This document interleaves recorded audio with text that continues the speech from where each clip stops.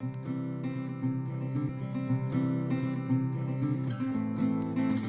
name is Stephen Middleton. For the past 6 years, I've had the great opportunity to make a series of documentaries about the place I love and call home, the state of Kentucky. Throughout all of my travels within the Commonwealth, I have always noticed Kentucky is one unique state. With new highway and modern travel arteries, you see less and less of the real Kentucky, the one that I remember as a kid of roadside stops, curious attractions. One of the lasting memories from my childhood was driving cross country with my family, stopping to view the array of roadside attractions in what I would call the real America. I'm traveling from north to south, east and west to see if this real Kentucky still exists, to find out how many of these roadside attractions are charming a new generation. The following documentary is an essay to these curiosities I found that still showcase the great old-time feel. Along the way, I've documented the bold, mysterious, comedic, and curious places that show the world how irreplaceable the Commonwealth of Kentucky truly is.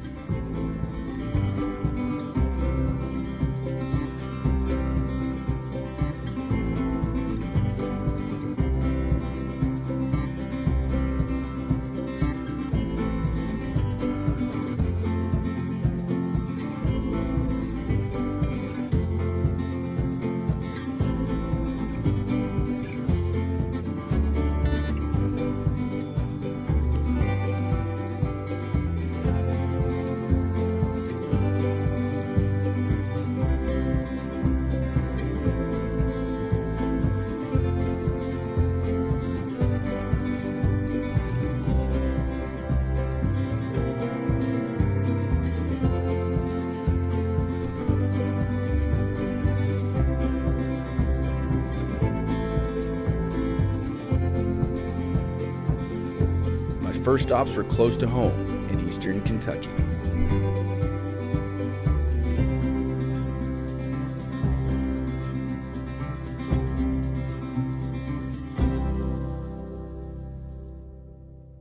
A lot of the local people have never been here. I have more people from Ohio that know about this place than people in Grayson. People just don't think about local attractions, and they're in a hurry. Usually they're going by and they're on their way somewhere else, so they're not in a tourist frame of mind when in a local area like this. Well, my name's James Plummer, and we started here in 1972 with my father. He was a collector and a military man, and he always wanted to have a small museum after he retired, so Dad was able to buy this old house. There was an old house on this property, and we sort of just cut the walls open and built a section onto it, and crammed all of our stuff in here. Dad liked Indian artifacts and rocks and minerals, fossils.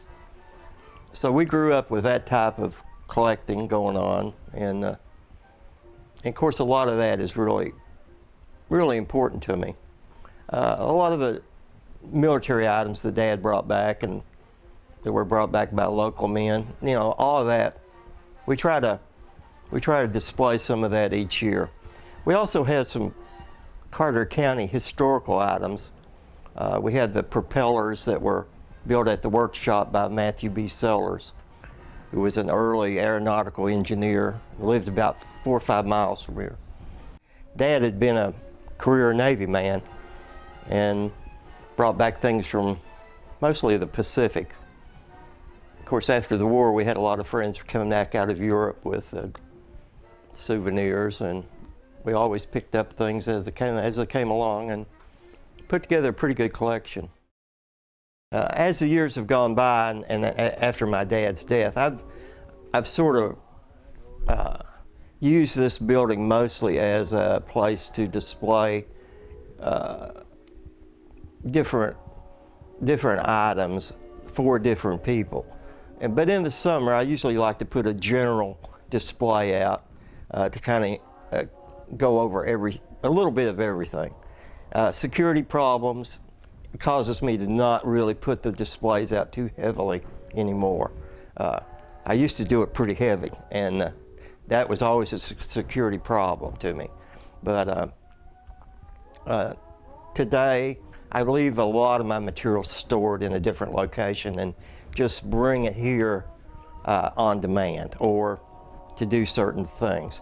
I like to use small cases, and I can stack them and store them and unload them and move them. And I think the Indian artifact collection is pretty important. It's a different time, a different place, and if it's displayed properly, it's really a pretty powerful collection.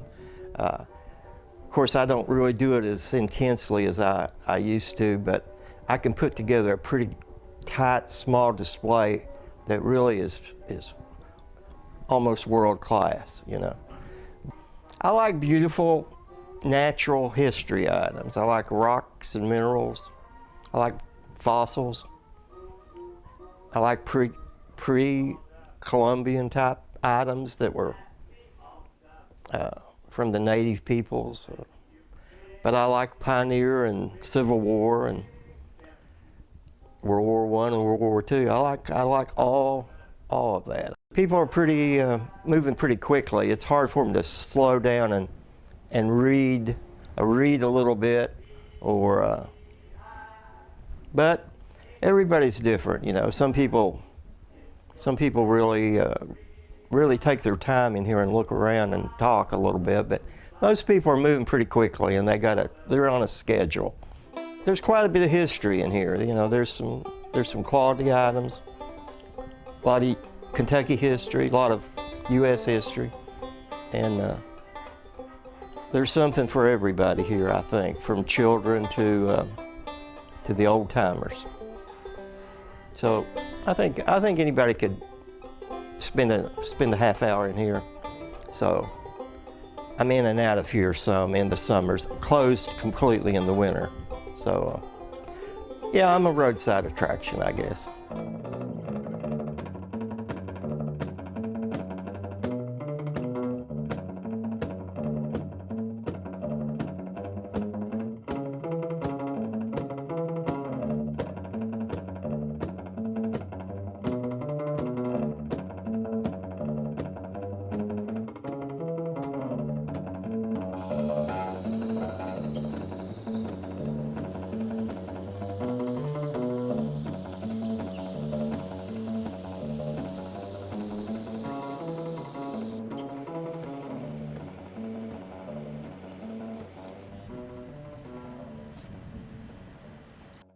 I personally have had 2 bites from venomous snakes. Both of mine were western diamondback rattlesnakes. Both of them were me doing something stupid. You know, I tell kids in educational programs the #1 way to avoid being bitten by a snake is to not mess with it. You know, just leave it alone if you see a snake. I certainly don't recommend it as like something you want to do, but it is a risk of working with them.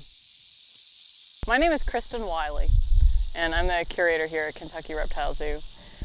I got interested in snakes really in college, which is kind of different than lots of snake people. Lots of snake people were interested when they were little kids and, you know, just kind of never grew up, I guess. But I got interested really in college. I had a professor who had a bunch of animals in his lab, and he let me, of course I thought I was helping, probably I was just getting in the way at that point, but he let me hang out and do stuff. I always liked animals in general. I always had an interest in being a biologist of some sort, but I really got focused on reptiles in college. I like it here because, well, I like living in Kentucky. I enjoy being here just to begin with, but I like this job because I get to do a variety of different things. So in a larger zoo, people tend to be more compartmentalized. So they may be just an animal keeper or just an education person. But here I get to kind of do a little bit of everything, which is good for me because I get bored with things. So it's different every day. I do a lot of animal care. I also do educational programs where we take snakes on the road to schools and parks and things like that. And then I also do, the part I don't like is I also do the paperwork and permitting and that sort of thing as well. So a lot of the snakes are born here. We do breed ones that we need for venom production or to have on exhibit. We also trade with other larger AZA zoos. So For example, a zoo may breed animals that it wants to have on exhibit, and they want to have a few backup animals or a next generation coming up, but with a snake, if you breed them, you might get 20 or 30 babies. They don't necessarily want that many, so they'll have surplus that they're interested in sharing with other facilities. So we'll get animals that way sometimes. We also get animals that are confiscated, so people have cobras or something as a pet somewhere it's illegal. A lot of times we'll take animals like that. We do occasionally get animals from the wild. We try to avoid that unless it's something that we need for a particular venom project, then we may go out and collect them or source them from the wild. But the vast majority of what's here is born in captivity. We extract venom from pretty much every snake that we have. Some of them there's a higher demand for their venom than others, so they get extracted from more frequently. But the venom that we provide is primarily used by people at universities or pharmaceutical companies that are doing some sort of biomedical research with it. We do provide a little bit sometimes to make the anti-serum here in the United States as well. Probably the most interesting thing would be is we probably are the largest collection of venomous snakes in the world in any one place, and I don't think most people would expect that in Powell County. Other than that, the fact that we're so involved with some international projects, I probably we're getting the most international cash flow into the county of anyone here. And we also are involved with a project trying to make the first anti-venom for the country of Sri Lanka. It is old school in that we're, a little bit hidden back here. We're not very big. And we certainly cater to people who are out for the weekend or even a day trip to visit the Natural Bridge or Red River Gorge area. I hope we do a better job than what the connotation roadside zoo claims. A lot of roadside zoos really don't take care of their animals very well, and they may be in bad condition or have bad caging or that sort of thing, and we don't want that association, because we really take a lot of pride and put a lot of effort into caring for our animals here. So yes, we're small and in a tourist area, but we try to be at a higher standard for taking care of things.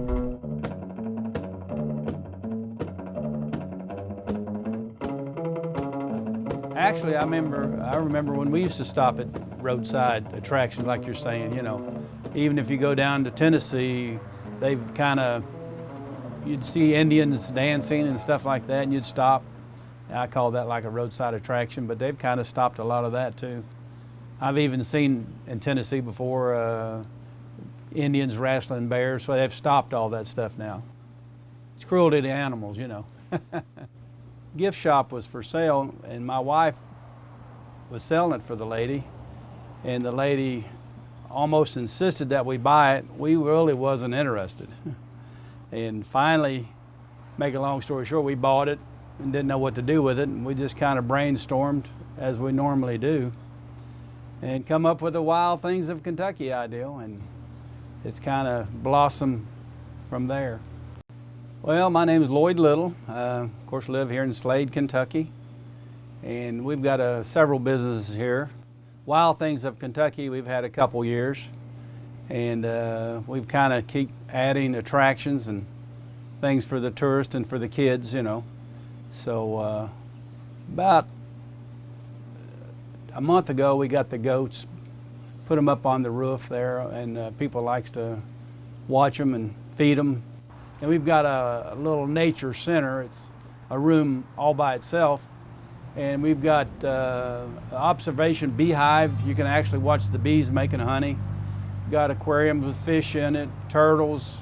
We've got a lot of different wild displays. Then we've got a big, huge area that we got the local snakes that we catch ourselves. And occasionally people will call us and say, hey, I got a large rattlesnake under my porch, and I'll go get it. I've been doing carvings for 22 years, and used to do go to festivals and do a lot of carvings of eagles and Indian heads, but it's mainly bear and eagles, but that's the main thing. Yeah, they love the bears. As you can see them sitting around. We try to keep some on the shelf in there. Well, when I first came down to Kentucky about 20 years ago, came through Georgetown, Kentucky, and seen a guy by the name of Sandy Shoe, and he was he's setting up at different places, and we got him to come down here to try to bring tourists in on weekends, and I just, when I first seen it, I just really thought maybe I could do it, and tried it and got where I could do it a little bit, you know, and started, you get a little bit better. The more you do, the faster you get and so forth. So kind of copied off Sandy, you might say. You can basically look at a piece of wood. I'm not a very good artist as far as drawing or anything like that, but and a piece of wood seems like I can see different things. See 3D better than I can see like if I drew something on paper. It don't matter what kind it is. I can use Husqvarna, steel, it don't matter. Well, you know, we've got several things, like we've got the gem mining, you know, out on the open air deck. We've got the panning for gold. And of course the gift shop, I think, is probably the most unique gift shop in Kentucky. We've got a lot of different things, and we never think that, if we could look back 20 years ago, we never dreamed we'd had something like this. This is Natural Bridge, Kentucky.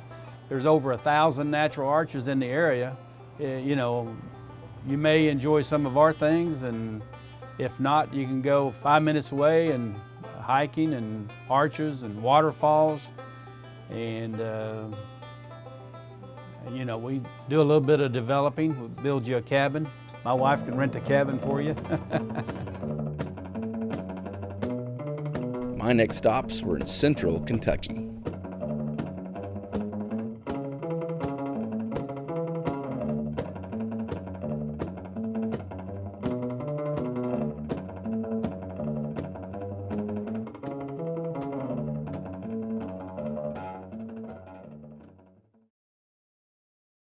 Questions that people ask, people say, where did you get all this stuff?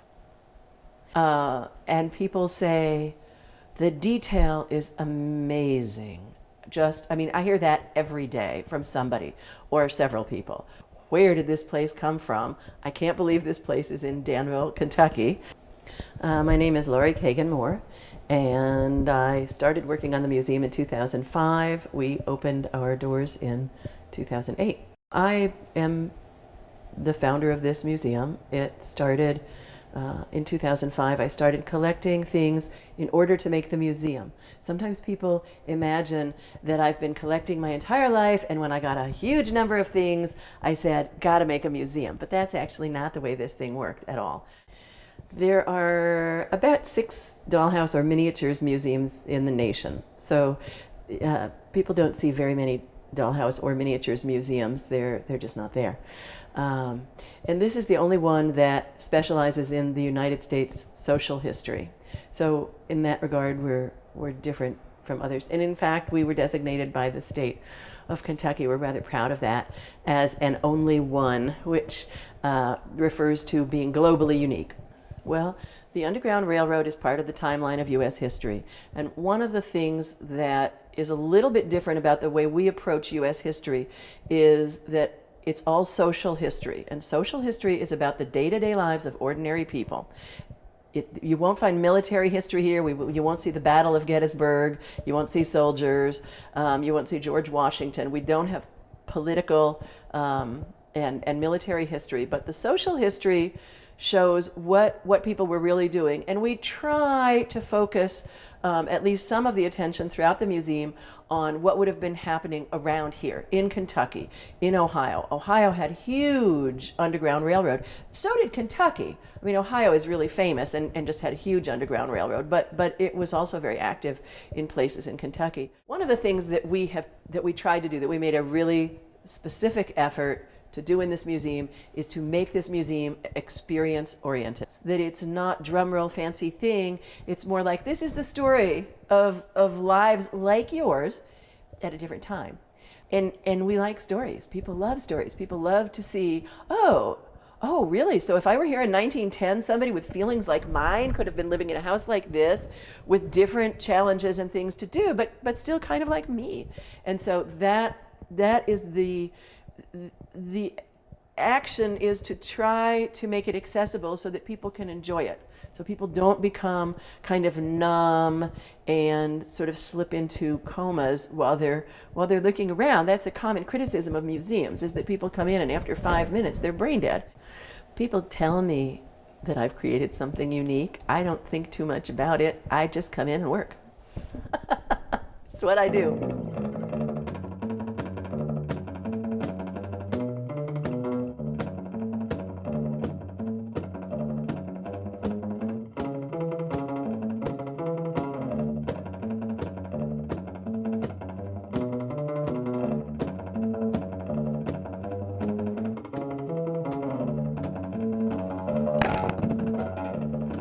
People come in here and will come in and say, hey, I heard about you, and we'll ask, and we'll find out they heard about us in ways we didn't even know existed.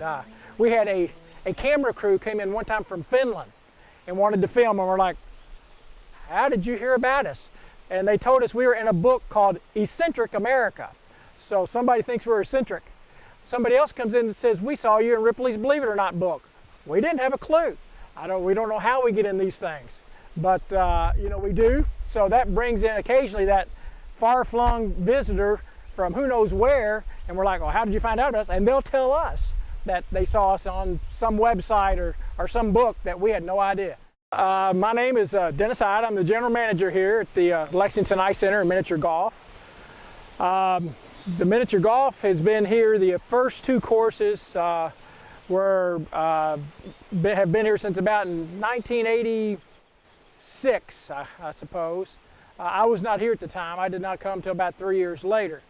But they had developed the principal owners had developed the idea of the miniature golf course, the biblical theme. And so they had built the course 1, which is our Old Testament course, and course 2, which is the New Testament course. So they had developed those at that time. Now, since then, we've done a lot of renovations. Several years after that, after I arrived, we built the third course, which is now we call Miracles. And so all the courses, all the holes have a Bible verse that goes with them. And as best we can, we try to gear the hole to display that verse. As far as we know at the time, it had never been done.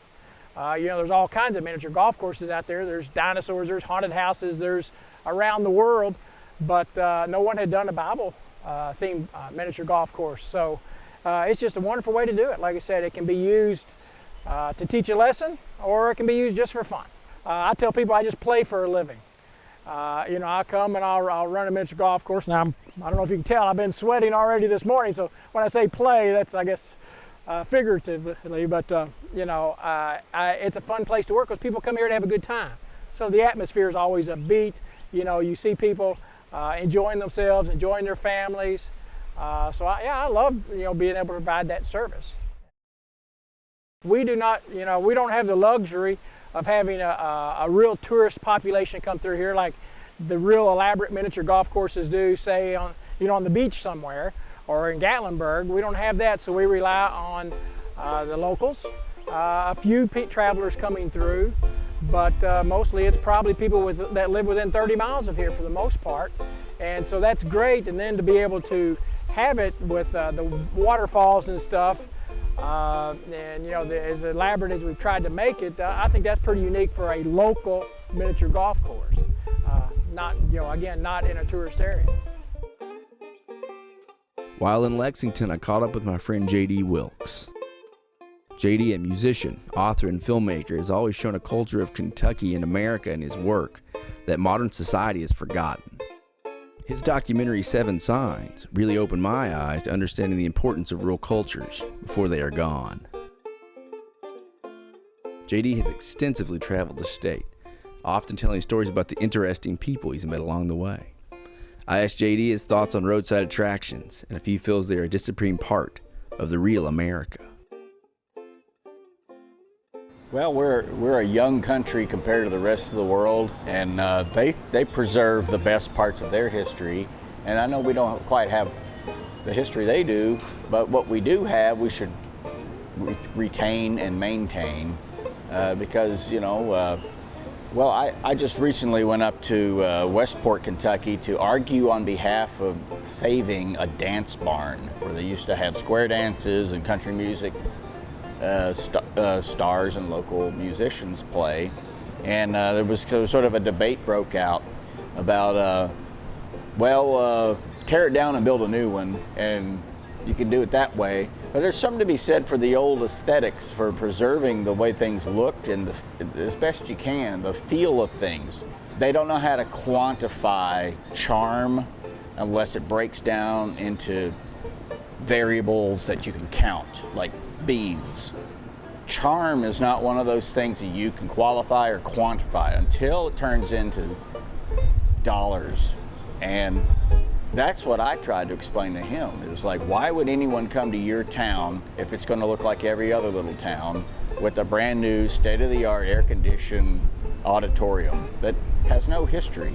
It's the charm that people, tourists, will appreciate and spend money on to go back in time. It's time travel.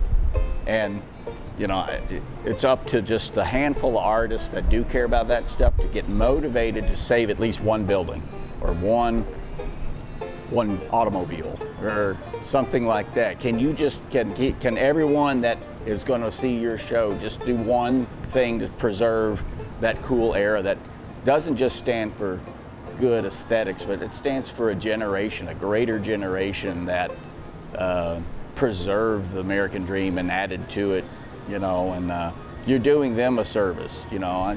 I think that would be the thing I'd hope for, is like just save one thing, you know. And when I made 7 signs, I incorrectly made it about the north and the south, but it's really urban and rural. Rural people are a little more connected to nature, a lot more connected to nature than city people are. The pendulum swings, you know. I mean, we'll never see those days ever again, but maybe our generation that is the post-me generation can, through Instagram, through documentaries, sort of put a frame around all of that and start brainwashing people back into the correct direction. And that's what I seek to do with music, film, books, anything I can do to kind of like, hey, look at this, you know?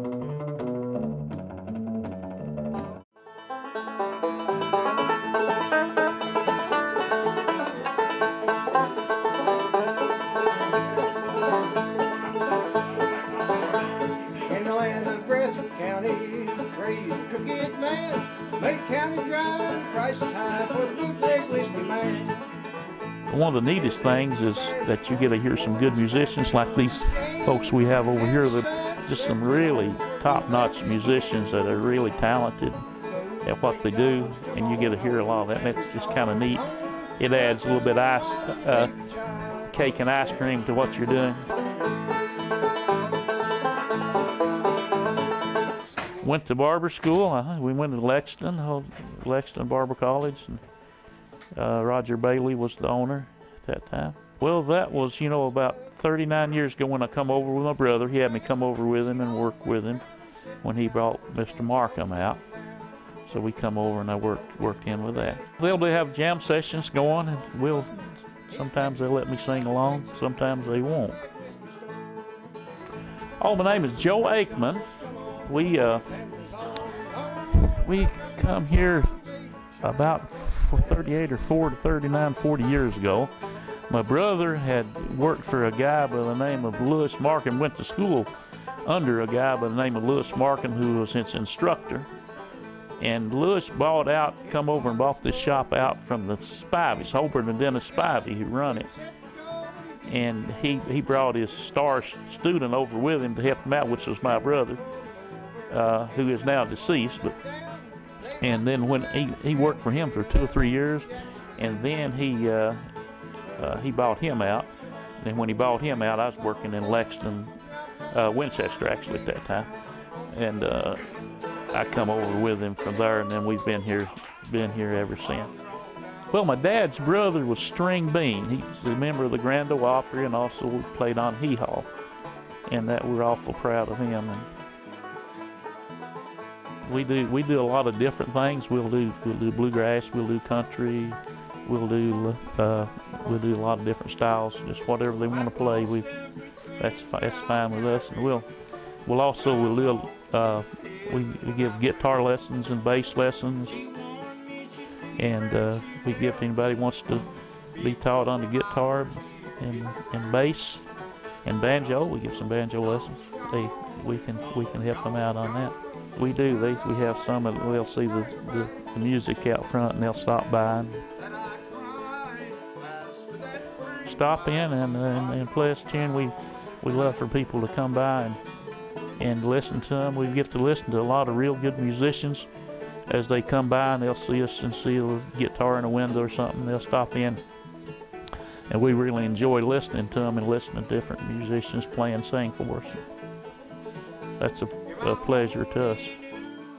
Paris is probably the best place in the world to be, and the people are friendly and nice, and they're just a great bunch of people in Paris. It's the center of the world. The rest of the world rotates around Paris, Kentucky, and we got the greatest people in the world.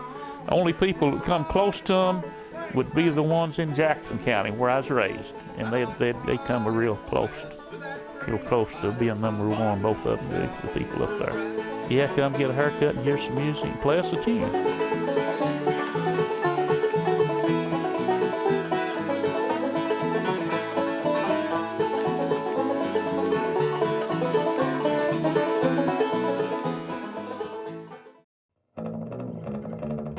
My travels then took me to northern Kentucky to finally visit a place I'd heard so much about.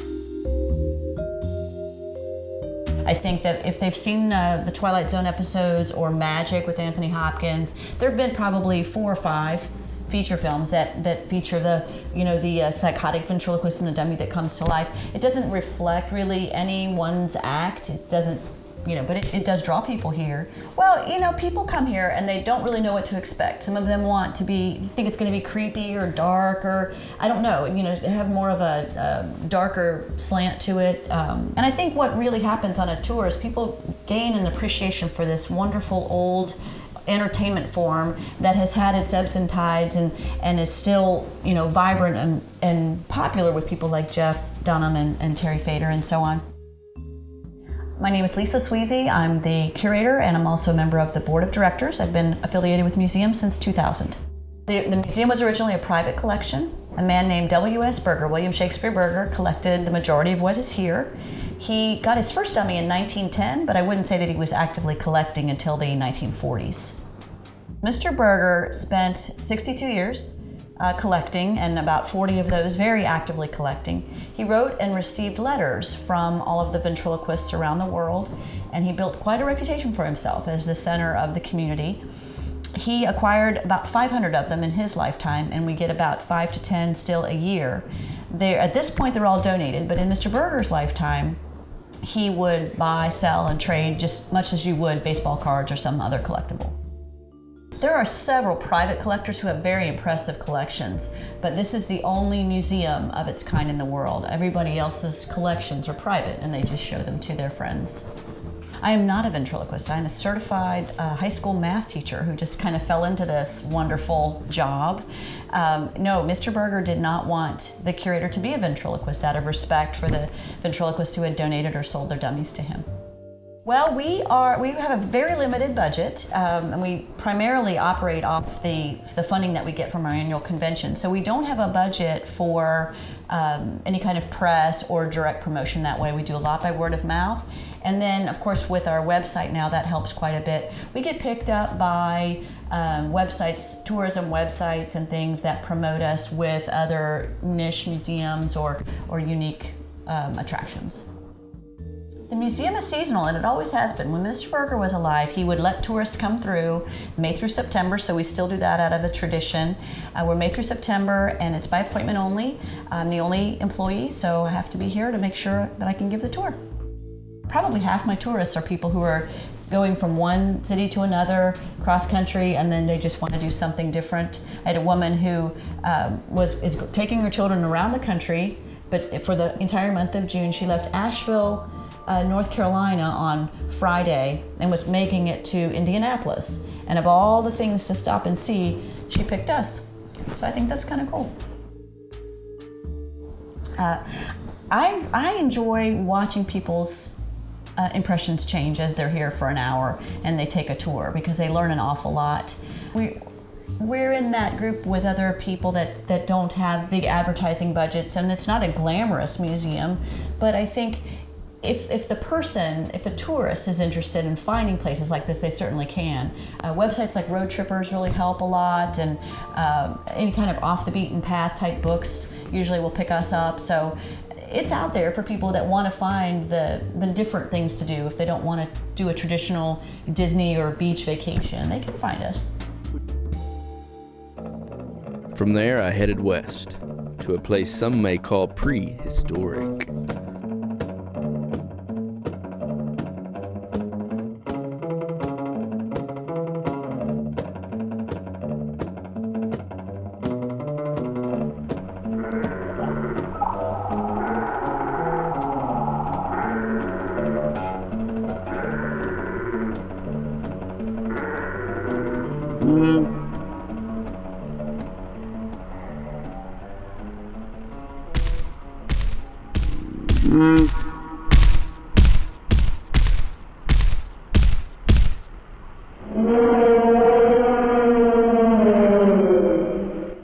This is actually one of 3 parks with the name Dinosaur World. The first one was opened in Plant City, Florida. Kentucky is the second location, and they've since opened a third one in Glen Rose, Texas. My name is Chris Randall, and I've been at Dinosaur World for 10 years, and I'm the park director here. I do a little bit of everything. I work in the gift shop, I do schedules, even do some of the groundskeeping when we're running behind. Just a little, if you owned a business and you thought something might need to be done, that's kind of what I do. I do a little bit of everything. We make all the dinosaurs ourselves, and a miniature golf place in Wisconsin, I believe, had purchased one, and they were trucking it up here, and they stopped at the Cave City exit to stretch their legs, and he looked around, saw we were near Mammoth Cave, and the land setting and the lay of the land here would be very good for one of his parks. So that's kind of why we're here in Cave City. The large ones behind us, we actually brought them in pieces and kind of assembled them here once we had the location where we wanted to put them up at. If a new dinosaur comes in, it's a little trickier. We have a little cart, and we just have to move and wiggle around as best we can to get him where we want to go. We're open every day except Christmas and Thanksgiving, which is kind of neat because right now all the vegetation's out and you can't really see another dinosaur till you go around the corner, but in the wintertime it's a completely different park. You'll see the woolly mammoths, and in the wintertime they look really cool, especially after we've had a little snow or something and they have the icicles hanging off of them. They look pretty cool. The neat thing about this park is I think it is kind of old school, but it also has some new characteristics to it as well. And one of the best things about it, I think, is it's fun and it's educational, and it kind of wraps everything together to make it a great park. Out of all the visitors that we have every year, very, very, very few ever are not satisfied. Most everybody comes up and says, this park is great. I've heard the words magical, just all kinds of great descriptions when they leave the park, and I think everybody's usually very satisfied. If you're in the area, stop in. We'd love to see you and check us out.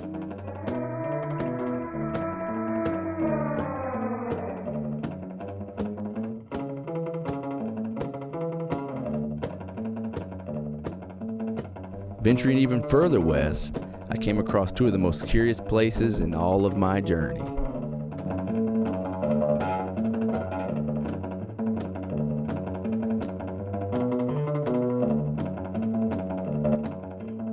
Obviously, as you can tell, I don't throw anything away, give or take. Yes, I love roadside attractions like this, and my parents stopped at all these weird places. And to be honest with you, my stepdad wishes he had not stopped at those places after I started building this one. But because he was right there with the neighbors, not understanding any of this at all. Because these are the type of places I like going to, and there are not that many out here. And then what I find is, like, some people have never heard of us. They have not come across, Roadside America, Road Trippers, all that, because we're all listed on a lot of different sites. And they don't know about us. There's accidentally, because a lot of people do like to take the back roads, and they're amazed to see a place, and they are technically amazed that Kentucky actually has a place like this, because you don't expect to see places like this in this area. They're normally out west, like on Route 66 or in the older, like even the Lincoln Highway. They're all out west basically, and they're not like, so some people are like totally amazed to see this place here. I'm Keith Holt, and this is known now as Apple Valley Hibbley Gardens and Toyland. It basically started back in 1928 when my grandfather came here and bought an apple orchard and a two-room house, and he started making the apple cider and selling out along the highway along with the apples. And then in 32, they paved the highway out here out front, Highway 68, they paved it. So he was figuring he could make a little extra money off the tourist. So he had the house added on to, so they have a room to rent to the tourist. And then I assume that's when he built the little white building that's been everything from a 4-seat diner to a Gulf gas station from 39 to 64. As we've been here for a while, I would say majority of the local people have grown to get used to us. I'm not saying they still like us, but they've gotten used to us. And a lot of people do know we are bringing folks in from all over the world, so to speak, that come through this area, because they're not coming here to see us strictly, but when they come, say, from Europe or France and Israel, we had a couple guys even from Israel that were doing a bike. They'd come to this country, bought 2 bikes to travel Route 66. They had read about us, so they came off Route 66 to come check us out. So we do bring tourists in here that are coming over this country to do other things, and they map us in. So some of the people realize that, but we still do, because like recently, one of the local TV stations, we got covered on something, and then in my Facebook messaging, I got some people messaging me like, "Go back to your planet, weirdo. Marshall County does not need this type of publicity," which I found entertaining, because stuff like that, bad reviews and people stating that stuff to me, I literally find it funny. I love reading that type of stuff. And now we are written about, in certain places we are written about, that I am trying to keep that flair of the old roadside attraction alive. Like I said, a lot of people compare me to Route 66, but this is technically 68 out here. But yes, I am trying to keep that alive. And like, of course, I have my Lawnmower Ranch, which is a tribute to Cadillac Ranch, and I have another thing called Salvation Mound, which is my tribute to Salvation Mountain. And everything kept growing from the county trying to get rid of me. And then a few of the artists from Paducah would come here and say, "Dude, you're already a folk artist, you gotta start playing up on it." And then like your friend JD, like JD was here one time telling me that I reminded him of the beginnings of a Paradise Gardens. And I'm like, "What's that?" And then he said, "I was done by Howard Finster." I'm like, "Who's that?" So I had to do all this research, but I gradually learned what folk artists were. And then I kind of agree that now I kind of play, because I went to LA to become an actor, and it turns out I came back here now, and my whole life is an act, so to speak, because I don't consider myself an artist, so I'm technically portraying an artist now, and everything around me is basically an act. So, well, I still hope I've never given up on that dream. I still hope to have an 80 by 100 foot building here and do the Toyland the way I originally visualized it when I came out here in 2006, I think it was, when I visually came out here, because I had my concept drawings, all that stuff. I already had all that done in LA, and then for like 2 or 3 years in LA, I I would tell all these people what my dream and what I plan to do in Kentucky, and told them about it, and then people would donate toys to me, and I got a pretty massive collection to do it with. So I still want my dream to come true. Now, however, if my dream ever comes true, they will still get the art part of it, because I actually find the hillbilly part fun now, because that's even more fun, because it gets me fun trying to figure out what to do with this stuff. And people, of course, drop me off junk about it. Every other week I get some new art supplies here. So it's kind of fun doing this. And then I do have 6 acres, so it's kind of like I eventually plan to have the whole acreage, like where it'd be a path you could walk with all the bad puns. Someday I guess I will have to break down and draw a map with the bad puns on it. It is a tribute to Roadside America, and that's all I'm trying to get the place. And then that's the other thing I found hard. I am a mom and pop operation, so I technically don't have the money anymore I did, because to me, I know they're not prefab houses, but and Cora even made a comment that the houses across the street from me are like, prefab houses are more an eyesore to me than a place like this, because you're looking at I don't know, I'd rather look at artistic stuff, and then like when I traveled, even when I lived in LA, I would travel to places like this and check this type of stuff out and found it interesting. Never knew at that time I would become one of those people. And then, like how I like to say now is yes, I do try to bring the weird out of Kentucky.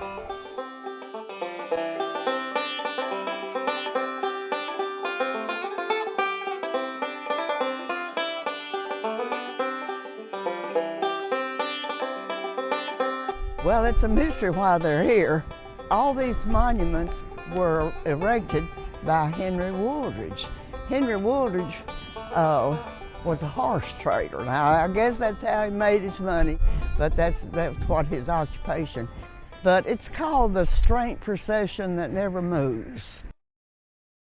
My name's Martha Babb, and I've lived in Mayfield for 88 years. Why would a man do this? I think it's interesting to think about why he was so egotistical to do this. And they're all carved of sandstone, except one which is carved of Italian marble. So Henry decided that he would erect monuments to each member of his family. And like I said, it's strange because his father's not there. And so it's his sister, his mother, and several of his. So he was also an avid hunter, and he had monuments of his 2 dogs and a deer and a fox. So this is the sum total of just what the monuments are for. The one with Colonel Woolridge on the horse was carved in Paducah, and it was transported to Mayfield on a train bed that had new type of brakes. And so as they were bringing this monument to Mayfield, the town drunk climbed up behind Colonel Woolridge and rode to Mayfield in style. And one of his nieces said to him, "Uncle Henry, instead of building all those monuments, you better be concerned about where your soul's going." And he said, "Well, I don't know where my soul's going, but my body's going to the city cemetery." When they had his funeral, they found out that the tomb was too short for his body. And they had to get a stonemason to come and enlarge that tomb. Still nobody knows how much money the man had and whether he left it to anybody. And of course, Mayfield is sort of famous for the Woolridge Monuments. It's one of the 7 wonders of Kentucky.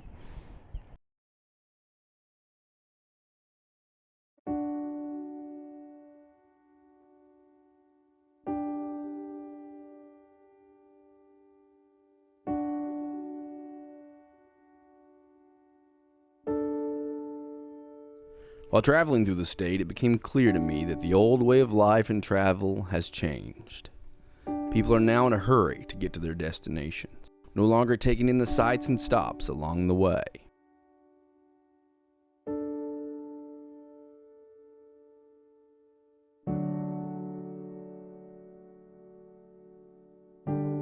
with more and more of our world becoming homogenized and developed for shopping centers, restaurant chains, cookie-cutter homes. It was good to see that the old weird America was still alive, if you wanted to find it.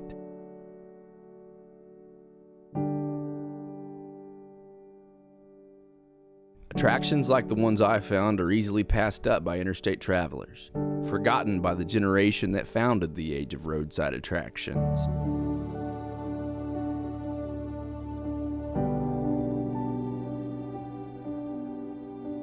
My journey led me to 6 unique places that still showcase the old-time feel of the real Kentucky. Within these places, I found unique and passionate people striving to maintain these attractions in a fast-paced, ever-changing world.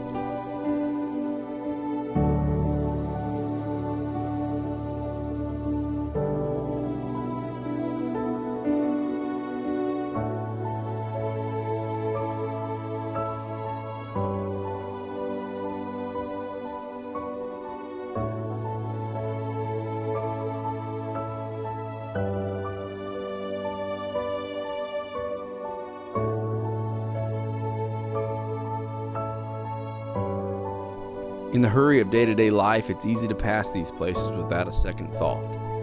But there's something to be said about those people who continue to keep the real Kentucky alive.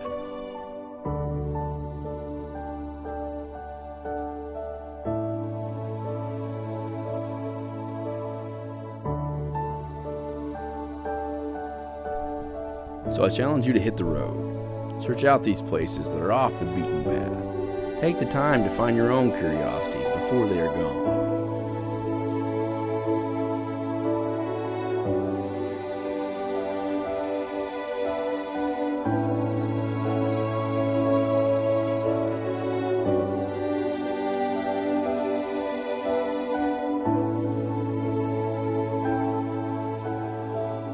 I set out to show the curiosities of the Commonwealth, and although it came as no surprise to me, the places I found prove without a shadow of a doubt that Kentucky truly is one unique state.